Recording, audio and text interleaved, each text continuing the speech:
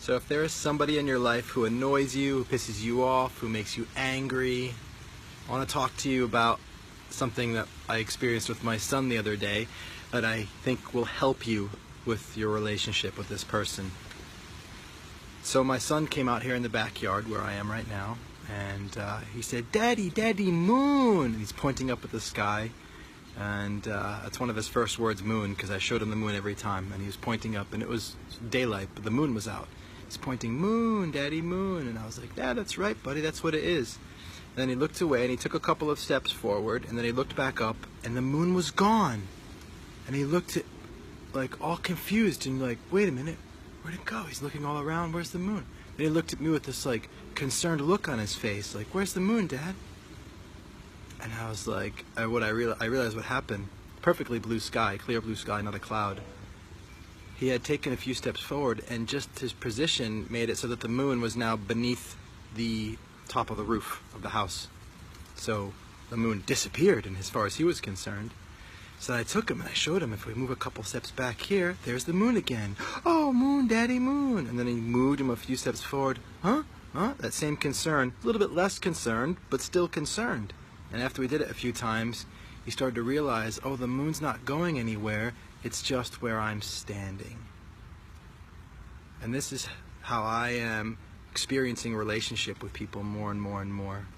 That sometimes I might experience somebody as annoying or unkind or whatever, anything, literally anything that I could judge somebody as being, and I'm experiencing that I see as the same as my son not seeing the moon. That concern, that worry, it's that anxiety, the feeling that's generated from the idea that the moon is not there. In the same way that a feeling is generated inside me from the idea about this person being unkind or being a jerk or whatever they're being. That's an idea that I have, and it's creating the experience. But what if?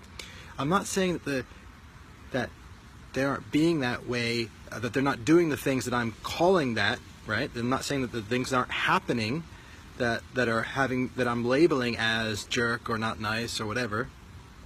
In the same way that I'm not saying the moon is gone, but the reality is I can't see the moon in that moment. Where he was standing, he couldn't see the moon. For as far as he was concerned, the moon was gone. And so in that moment, when I'm seeing somebody and they're a jerk or they're unkind, I can't see where they're not.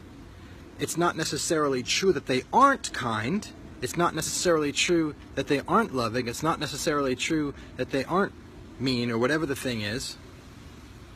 Or they aren't out to get me or whatever it is. It's not necessarily true that they aren't that. I just can't see it.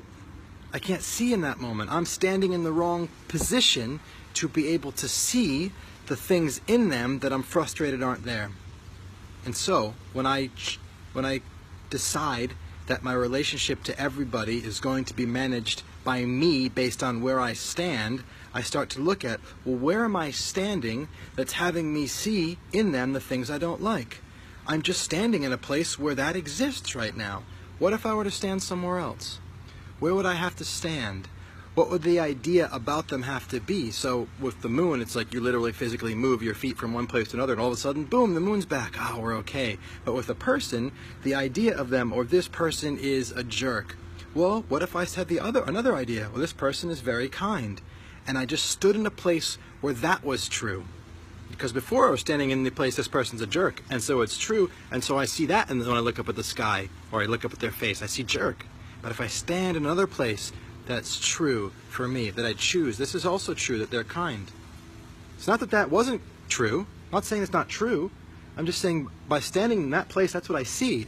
I don't want to see that because of the experience it creates in me to see that. So I want to see the moon. I want to see what I love. I want to see a person who's kind and wonderful. And so my assertion, my idea, my commitment, my faith is that there's always a place to stand where the person you see is everything that you want them to be. There's always a place to stand where the person you're looking at is loving, is kind. I'm not here to prescribe to you what that place is right now. The point I want to get across is the commitment to the idea that there is always a place to stand in which you can see the person or any person in a way that feels wonderful, that gives you that same sense of joy that my son feels when he says, Daddy Moon, because you can see it because of where he's standing. I love you for listening. Thank you for being here. If you haven't checked out my Creator Circle, I encourage you to do so. Click the link below. If it sounds like something you'd like to be a part of, get in touch. Let's spend some time in conversation. I love you for being here once again. Bye-bye. I'll talk to you soon.